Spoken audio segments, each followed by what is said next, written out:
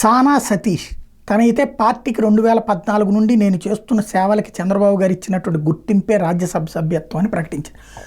అదే సందర్భంలో సానా సతీష్కి సంబంధించి ఆయనకి సీటు ఇవ్వద్దు, తన సోదరుడికి ఇవ్వమని చెప్పి పవన్ కళ్యాణ్ అడిగితే ఆ సీటుని నాగబాబుకి మంత్రి పదవి ఇస్తానని చెప్పి ఆయనకి ఇచ్చారన్నటువంటిది మరొక వైపున ప్రధానంగా ప్రచారం ఉంది. ఇది పక్కన పెడితే సానా సతీష్ మీద భారతీయ జనతా పార్టీ గతంలో భారతీయ జనతా పార్టీని ఇబ్బంది పెట్టినటువంటి వ్యక్తి అంటూ వైఎస్ఆర్ కాంగ్రెస్ పార్టీ కొన్ని అంశాలని హైలైట్ చేసుకొచ్చింది, ప్రధానంగా వెలుగులోకి వచ్చింది. దీనికి సంబంధించినటువంటి వ్యవహారాన్ని కొన్నిటిని ప్రధానంగా ప్రొజెక్ట్ చేసుకొచ్చింది. దాంట్లో కీలకమైనటువంటి పాయింట్స్ని రైట్ చేసింది. అప్పట్లో జరిగినటువంటి పరిణామాలు అంటూ ఏదైతే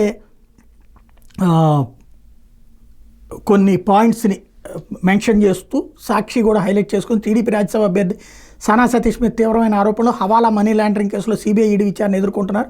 సిబిఐ అధికారులకు లంచం ఇచ్చినట్టుగా సానా సతీష్ మీద అభియోగాలు నమోదు చేసింది సిబిఐ. హవాలా వ్యాపారి కురేషితో కలిసి సానా సతీష్ అక్రమ వ్యాపారాలు చేసినట్టు అభియోగాలు నమోదు చేసింది సిబిఐ. కురేషికి చెందిన వ్యాపార సంస్థలో సానా సతీష్ భారీగా వాటాలు కొనుగోలు చేసినట్టు గుర్తించింది.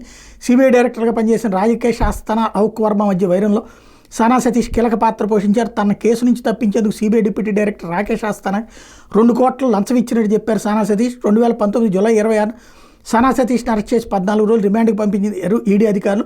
తన మీద ఉన్న ఆరోపణలు కొట్టేయాలంటూ ఏడాది జూలైలో సానా సతీష్ వేసిన పిటిషన్ను కొట్టేసింది ఢిల్లీ హైకోర్టు. సిబిఐ ఈడీ ఆరోపణల మీద సానా సతీష్ని విచారించాల్సిందని స్పష్టం చేసింది ఢిల్లీ హైకోర్టు. విద్యుత్ శాఖలో చిన్న ఉద్యోగ ప్రారంభమై వేల కోట్ల వ్యాపారాలకు అధిపతిగా సానా సతీష్ ఎట్లా వచ్చారు, చాలామంది రాజకీయ నేతలకు బినామీగా సానా సతీష్ ఉన్నట్టు ఆరోపణ అంటూ ప్రస్తుతం నారా లోకేష్కి అత్యంత సన్నిహితుడిగా సానా సతీష్ ఉన్నారన్నటువంటి ఆరోపణ చేస్తే దాన్ని తను తోసిపుచ్చారు. నేను పార్టీకి చేసినటువంటి సేవలకే ఇచ్చారు అన్నటువంటి పాయింట్ చెప్పుకొచ్చారు.